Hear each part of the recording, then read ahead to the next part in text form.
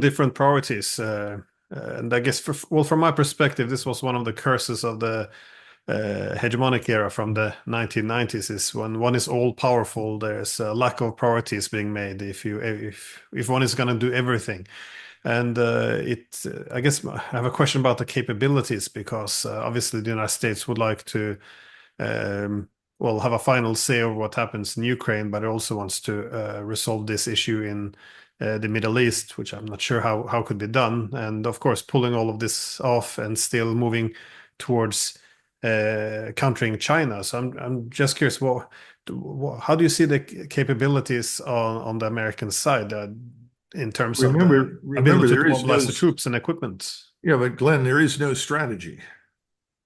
When you think that your resources are limitless and your power is unconstrained, why would you need a strategy? So you simply draw up a wish list and say, I wish these things to happen. We've been doing this for almost 30 years.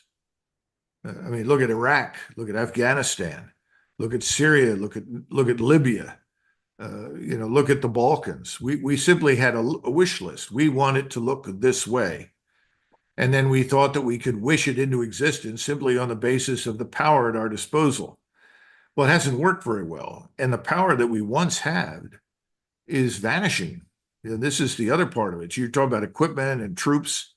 I mean, obviously, we've got serious problems with regard to the American military establishment right now. And it's a mystery to people overseas, but it's very real here. We can't get people to join it. And we've got a serious morale problem. And we have perhaps the weakest, least competent military leadership that I think we've ever had in our history. The people that we're dealing with are as delusional about our capabilities and what we can do as the political figures that appointed them. So it's a terrible situation to be in. And we forget that your number one principle in strategy is to maintain your national power.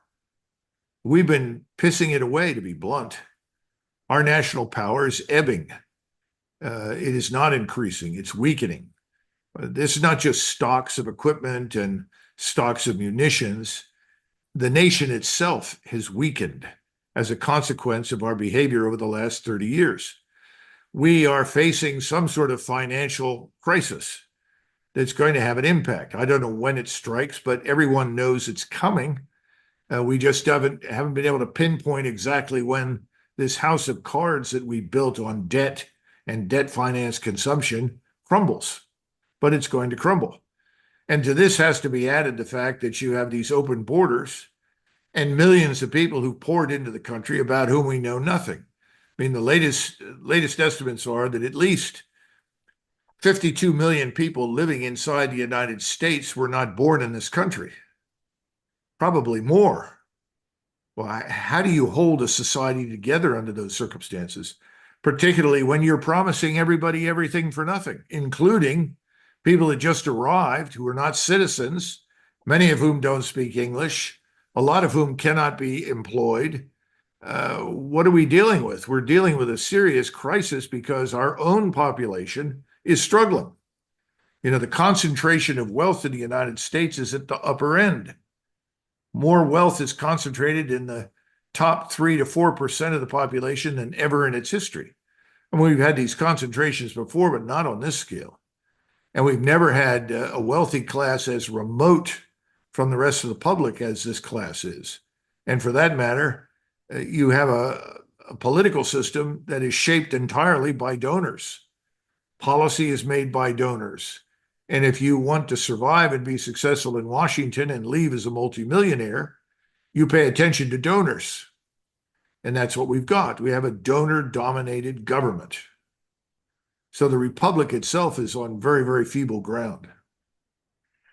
I remember this was a key argument in the 90s against the so-called hegemonic peace, that it would be too expensive, overstretched as it was. So, and this would lead to socio-economic and political decline if it was pursued domestically, while externally it would incentivize other great powers to ally or at least to counterbalance the United States. And next month we see the BRICS meeting again in Kazan to essentially discuss how to become less reliant on the United States and create alternatives. So it seems as if the wider strategy should be discussed in terms of not just the United States, but the collective West, how we're going to adjust to the new world. But I had a question. I probably will regret it, given you just gave a very negative overview of the absence of exit strategies over the past 30 years. But what are the possible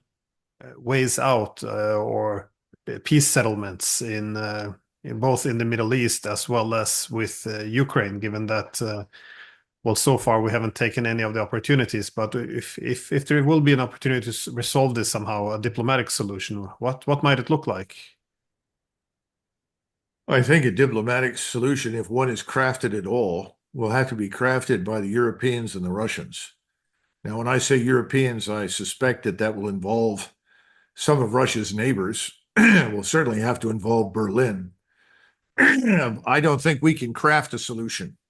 We have no credibility whatsoever in Moscow. We've lied to them about everything imaginable over the last 30 years. Why would they listen to us at all? I think what will happen is at some point we will simply suspend all further military aid to Ukraine. That will simply come to an end. Then the next step will be to withdraw all U.S. personnel, in other words, citizens and soldiers, everyone who's on the ground, get out. That will happen. Now, when will that happen? That could happen after the election, depending upon who wins, because of the recognition that we simply can't afford to sustain, this throwing of money into a bottomless pit with no return on the investment. But, people always ask, when did the British leave India? Well, they left India after World War II when they were effectively financially broken, and their debt to GDP ratio was 240%. I think that's what we're facing now. Something similar on the US side. So it's not going to be a consequence of some seriously considered analytical framework that is embraced for a diplomatic solution. We'll just get out, recognizing that we really can't influence what happens next. Now, the Middle East is a little different, but that's what I think will happen in Eastern Europe. The Middle East is a place you can't predict because we don't know what losses we may sustain down there. We have a lot of forces that are potentially in harm's way. If we begin to lose forces, whether they're on the ground, I talked about the soldiers that are on the ground, or it happens at sea, there are going to be some hard questions asked back in the United States. There's a big difference between losing 10 or 12 people every other week and losing perhaps 1,000 or more in a day. That's what we've learned historically. So I don't know that the Middle Eastern thing will come to a close as a result of some wisely crafted strategy either. It's very difficult to walk in at the end of an open-ended conflict when you've had no real strategy and your end state was never achievable. In other words, was unrealistic, and then trying to find a way out. Politicians all have difficulty retreating from outrageous statements.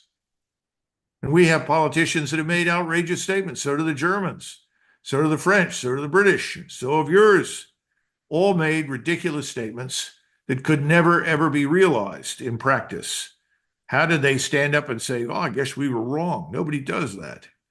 So the predisposition will be to change the subject and walk away.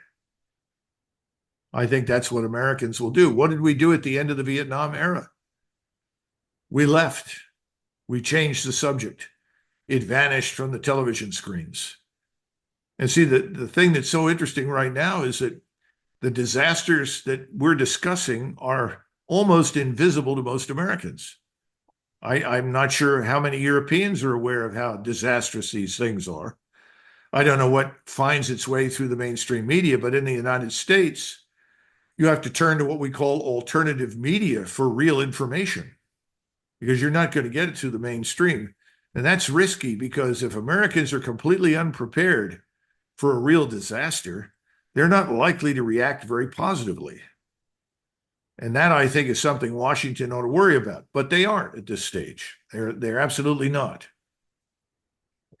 I couldn't agree more. I think the absence of a proper